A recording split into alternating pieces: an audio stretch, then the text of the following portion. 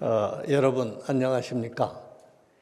중앙일보 CSIS 포럼 2022에 오신 것을 환영합니다.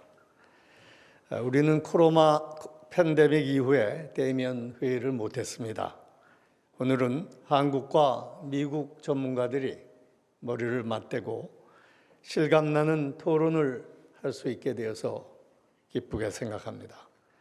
먼저 먼 길을 와주신 존 햄리 CSIS 소장님을 비롯한 미국 측 참석자들에게 따뜻한 감사의 인사를 드립니다. 한국 측의 윤영관, 윤병세 전 외교부 장관님을 비롯한 여러 전문가들에게도 감사드립니다. 온라인으로 참여하고 있는 여러분에게도 깊이 감사드립니다. 특히 바쁘신 시간 중에 축사를 해주시기 위해서 참석해 주신 박진 장관님께 깊은 감사를 드립니다. 지금 한반도와 주변 정세는 과거 어느 때보다도 복잡하고 긴장이 고조되고 있습니다. 미국과 중국의 경쟁과 대립은 격화되고 연초에 발생한 우크라이나 침공은 국제 질서를 혼돈에 빠뜨리고 있습니다. 특히 러시아와 서방의 관계가 극도로 악화되었습니다.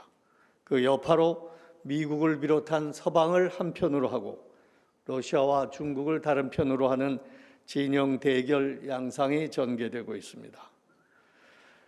이런 구도는 동아시아에도 판박이처럼 투영되고 있습니다. 그뿐 아닙니다. 북한은 핵과 미사일 도발로 긴장의 수위를 높이고 있습니다. 북한의 도발은 2019년 2월 하노이 미북 정상회담이 결렬된 이후 지속되어 왔습니다. 트럼프 행정부가 물러나고 바이든 행정부가 들어선 이후 그리고 문재인 정부가 윤석열 정부로 바뀐 이후에 도발의 주기가 짧아지고 강도는 높아지고 있습니다. 김여정 조선노동당 중앙위원회 제1부부장은 얼마 전에 문재인 땐 서울이 관역이 아니었다라는 자극적인 발언까지 했습니다.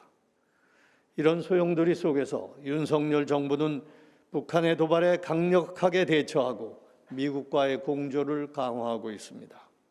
이에 따라 한미 안보 협력과 한미일 3자 협력 수위도 한층 높아졌습니다.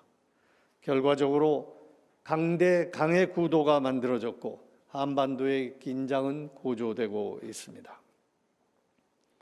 북한은 미중 경쟁과 우크라이나 사태 이후 조성된 서방과 중국, 러시아의 대립 구도가 도발에 유리한 환경을 제공하고 있다고 보고 있습니다. 그래서인지 중국과 러시아의 입장에 적극 동조하고 미국의 정책을 비난하고 있습니다. 중국과 러시아는 북한의 도발에 제재를 가하려는 한국과 미국의 움직임을 막고 있습니다.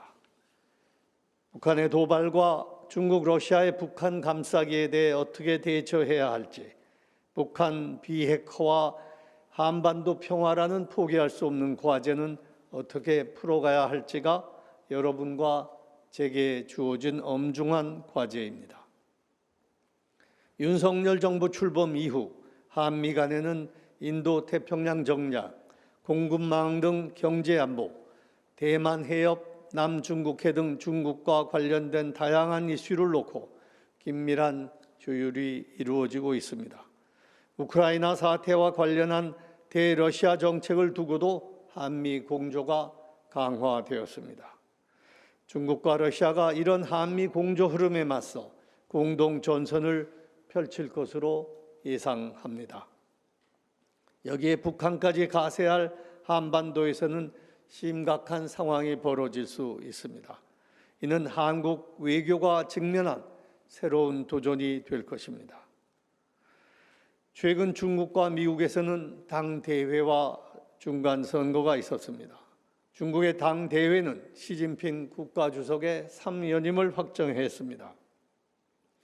집단 지도체제를 허물고 시진핑 한 사람을 중심으로 한 단일 대오의 지도부를 새롭게 구성했습니다.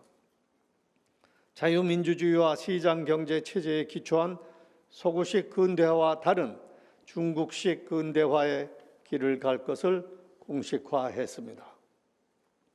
중국의 정책이 실용보다는 이념을, 국제주의적 자세보다는 중국만의 길을 가겠다는 노선을 추구할 것으로 보입니다. 이제 미중 관계는 더욱 낙관할 수 없게 되었습니다. 미국의 중간선거 결과는 일단 행정부와 의회의 권력이 나뉘는 분리된 정부의 양상을 보였지만 그 정도는 예상보다 약했습니다. 공화당이 하원을 근소한 차이로 장악하는 데 그쳤기 때문입니다. 바이든 행정부의 대북 정책 노선은 크게 달라지지 않을 것입니다. 그러나 공화당이 다수당이 된 하원이 대중국 정책의 강성화를 부추길 소지는 있습니다. 따라서 시진핑 3기 중국과 바이든 정부 후반기 미국 간의 양자 관계가 어느 방향으로 갈지를 면밀히 관찰하고 적절하게 대처하는 것이 우리에게 주어진 과제입니다. 여러분, 한국과 미국이 새롭게 다가오는 도전적인 상황에 잘 대처하려면 상호 신뢰를 바탕으로 동맹을 튼튼히 해야 합니다. 그러기 위해서는 두 나라가 모든 차원의 긴밀한 대화 채널을 원활하게 가동해야 합니다. 북한, 중국, 러시아가 노리는 한미 양국의 이견과 갈등 상황을 최소화해야 할 것입니다. 오늘의 대주제가 격변기의 한미 동맹인 이유가 바로 여기에 있습니다. 오늘 토론에서 심도 있는 논의와 집단 지성을 통해 건설적인 대처 방안이 도출되기를 기대합니다. 끝까지 경청해 주셔서 감사합니다.